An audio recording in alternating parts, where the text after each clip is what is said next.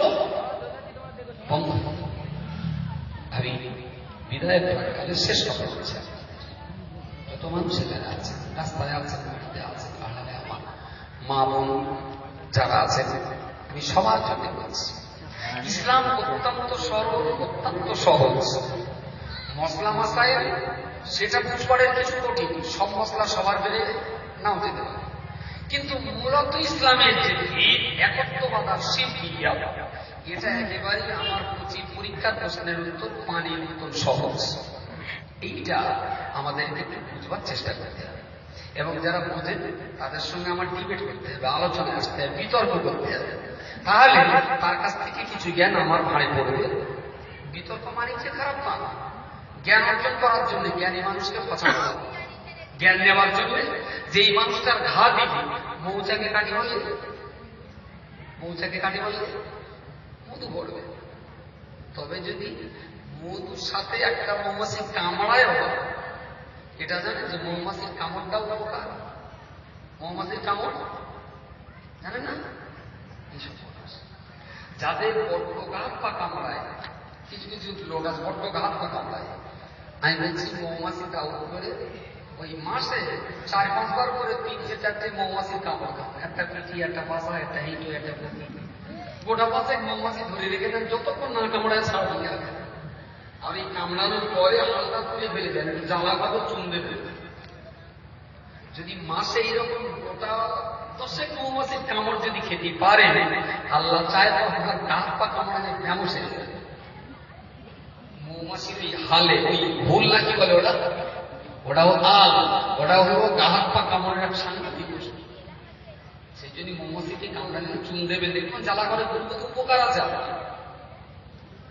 আর ফোটা ফোটা যদি সহ্য থেকে করতেই হবে, তুই মা ডাকসান ওটা একটু ভয় দিয়ে হবে না। মা ডাকসান থেকে একটা জানতে মানুষ বই বেড়াতেই হবে, উপকার নিয়ে গেলে একটু জ্বালা সহ্য করতেই হবে, কিছু করার নেই। তো মৌমাছির চাকে ঘা দিলে কামড়ালি লাভ, আর মধু পড়লে লাভ। যদি গুগলি পোকায়, গুগলি গাদায় যদি কাঠিতে ঘা দেওয়া হয়,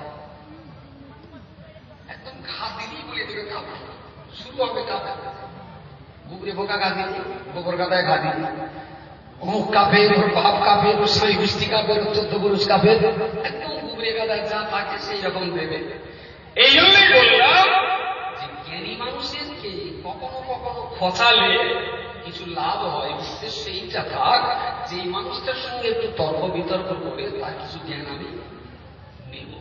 এটা খারাপ নয়, তবে মনের ভুলেও যেন সার কাটার পাশ দিয়ে যেতে যেতে কোনো দিন সার কাটায় যেন কাটি মারবেন না, গোষ্ঠীর সমেত কাপের ঢোক করে। এমনিও যা দেখছে দেখতে যায়, সার কাটার পাশে একটা গন্ধ লাগে, কাঠি মারলে গন্ধ কমে না বাড়ে?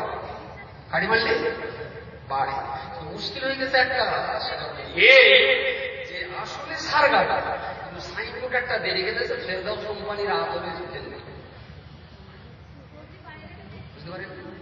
আসলে সার কাটা সাইনবোর্ডটা হলো ফেরদাউস কোম্পানির আদরে, জনগণ ধাক্কা খাচ্ছে এই জায়গায়।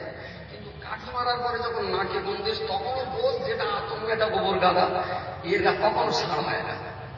দুঃখ আর বেদনা হলে এই জায়গাটায় আল্লাহ আমাদের দুঃশক্তি দিক, ন্যায় সত্য সঠিক জিনিসটা বুঝবার মতো ক্ষমতা, তৌফিক আল্লাহ আমাদের নসিবে কবুল করুন। বলুন সকলে আমিন। একেবারেই আসতে পারবো না ভেবেছিলাম, কিন্তু এরপরেও যখন হাতে একটু সময় পেয়েছি, হক নষ্টটা করিনি, অন্তত কর্তৃপক্ষ দাওয়াত করেছিলেন, এসছি। 15-20 মিনিট যতটুকু আল্লাহ বলিয়েছেন, এবং আপনারা যে ফুলের মতন চুপচাপ বসে শুনেছেন, তার জন্য নজরানা যেন আমাদের বলে একশো যদি আপনারা চুপচাপ না শুনতেন আমার কথা দিয়েছি, তার জন্যও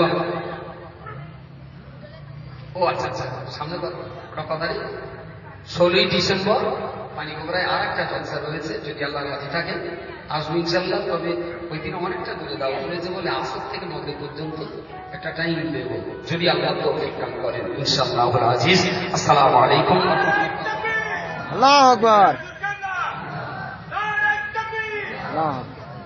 ভাই যারা আশেপাশে আছেন একটু গায়ে গায়ে চেপে চেপে বসুন। এখন আপনাদের সম্মুখে ওয়াজিয়াত করবেন জনাব হযরত মাওলানা মোহাম্মদ রজব আলী সাহেব। আপনারা ওঠাউঠি করবেন না, সকলে বসে যান। হযরত মাওলানা রজব আলী সাহেব